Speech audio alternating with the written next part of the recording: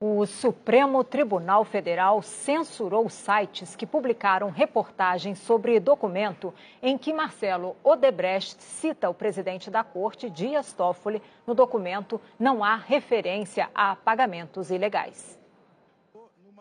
O ministro Alexandre de Moraes determinou a retirada da reportagem do ar sob pena de multa diária.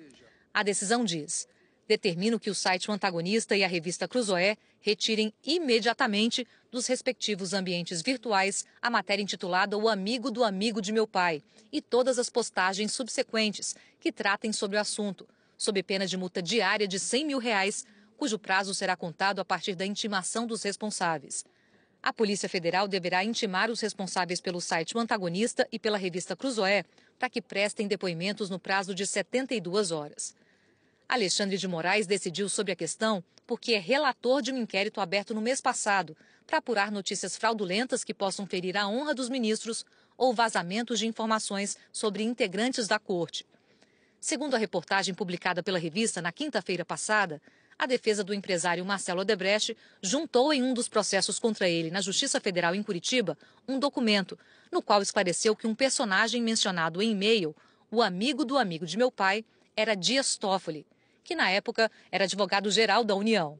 Conforme a reportagem, no e-mail Marcelo tratava com o advogado da empresa, Adriano Maia, e com outro executivo da Odebrecht, Irineu Meireles, sob se tinham fechado com amigo do amigo. Não há menção a dinheiro ou a pagamentos de nenhuma espécie no e-mail. Ao ser questionado pela força-tarefa da Lava Jato, o empresário respondeu: refere-se a tratativas que Adriano Maia tinha com a AGU, sobre temas envolvendo as hidrelétricas do Rio Madeira. Amigo do amigo de meu pai se refere a José Antônio Dias Toffoli. Toffoli era o advogado-geral da União entre 2007 e 2009, no governo Lula. O documento foi encaminhado à Justiça por um dos advogados de Marcelo Odebrecht e pede a inclusão dos dados no processo. Segundo a revista, o conteúdo foi enviado à Procuradoria-Geral da República para que Raquel Dodge analise se quer ou não investigar o fato. Em nota oficial divulgada na sexta, a PGR afirmou que não recebeu nenhum material e não comentou o conteúdo da reportagem. Ao contrário do que afirma o site O Antagonista, a Procuradoria-Geral da República não recebeu nem da Força Tarefa Lava Jato no Paraná e nem do delegado que preside o inquérito qualquer informação que teria sido entregue pelo colaborador Marcelo Odebrecht, em que ele afirma que a descrição amigo do amigo de meu pai refere-se ao presidente do Supremo Tribunal Federal, Dias Toffoli. Na própria sexta, segundo a decisão de Alexandre de Moraes, Toffoli mandou mensagem pedindo apuração com o seguinte teor: permita-me o uso desse meio para uma formalização, haja vista estar fora do Brasil. Diante de mentiras e ataques e da nota ora divulgada pela PGR que encaminham abaixo, requeiro a Vossa Excelência autorizando transformar em termo esta mensagem a devida apuração das mentiras, recém-divulgadas por pessoas e sites ignóbeis que querem atingir as instituições brasileiras, afirmou o presidente do Supremo. Na decisão, o ministro Alexandre de Moraes cita que os esclarecimentos feitos pela PGR tornam falsas as afirmações veiculadas na matéria O Amigo do Amigo de Meu Pai, em típico exemplo de fake news, o que exige a intervenção do Poder Judiciário. A plena proteção constitucional da exteriorização da opinião, aspecto positivo, não constitui cláusula de isenção de eventual responsabilidade por publicações injuriosas e difamatórias, que, contudo, deverão ser analisadas sempre a posteriori, jamais como restrição prévia e genérica à liberdade de manifestação. No fim da tarde, o Supremo Tribunal Federal afirmou por meio da assessoria que não se trata de censura prévia, que é proibida pela Constituição, mas sim de responsabilização pela publicação de material supostamente criminoso e ilegal. Conforme o tribunal, o ministro Alexandre de Moraes se baseou em nota da Procuradoria-Geral da República, que afirmou não ter recebido qualquer informação do Paraná, ao contrário do que disse a reportagem.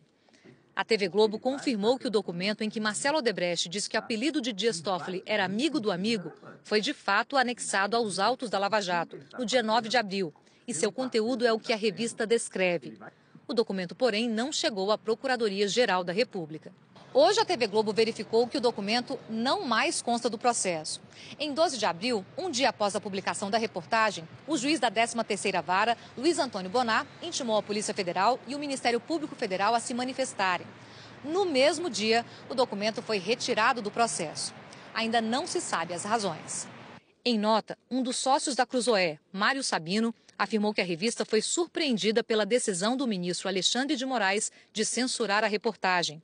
E que, além de censurar a revista, o ministro determinou que a Polícia Federal tomasse depoimentos dos jornalistas. Sabino disse que os advogados da revista entrarão com recurso ao colegiado do STF para tentar reverter esse atentado contra a liberdade de imprensa, aspecto fundamental da democracia garantido pela Constituição. Segundo a nota, na nossa visão, trata-se de ato de intimidação judicial. A liberdade de imprensa só se enfraquece quando não a usamos. Continuaremos a lutar por ela. O diretor da revista Cruzoé, Rodrigo Rangel, diz que reitera o teor da reportagem, baseada em documento, e registra mais uma vez que a decisão se apega a uma nota da Procuradoria-Geral da República sobre um detalhe lateral e utiliza tal manifestação para tratar como fake news uma informação absolutamente verídica, que consta dos autos da Lava Jato.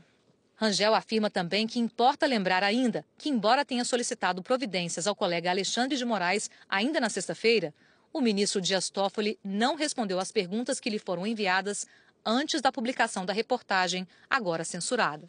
Este jurista afirmou que houve censura e que a decisão do ministro Alexandre de Moraes viola a Constituição. Não só drástica, como inconstitucional, uma medida que não compreende a vontade da Constituição. A Constituição brasileira ela entendeu que é melhor garantir que uma informação circule livremente, ainda que ela possa eventualmente ofender alguém ou possa não ser factualmente correta, do que proibir que ela circule quando houver mera dúvida sobre se ela ofenderá alguém. Há mecanismos para reparar os danos. Há também o outro elemento que é o próprio mercado jornalístico, quer dizer, o veículo que divulgar uma notícia que é factualmente errada ou uma notícia não verdadeira, quer dizer, o próprio jornalista e o veículo se responsabiliza, na verdade há um dano reputacional, além dos mecanismos, dos remédios que o próprio direito dá para corrigir isso. Quer dizer, a censura evidentemente, não é o caminho certo, é um caminho proibido e não caberia, nesse caso, me parece uma decisão que não compreendeu a própria vontade da Constituição. A Associação Nacional de Editores de Revistas e a Associação Nacional de Jornais consideram que a decisão do ministro Alexandre de Moraes configura ato de censura inconstitucional e incompatível com os valores democráticos e que a legislação prevê recursos para danos morais e direito de resposta.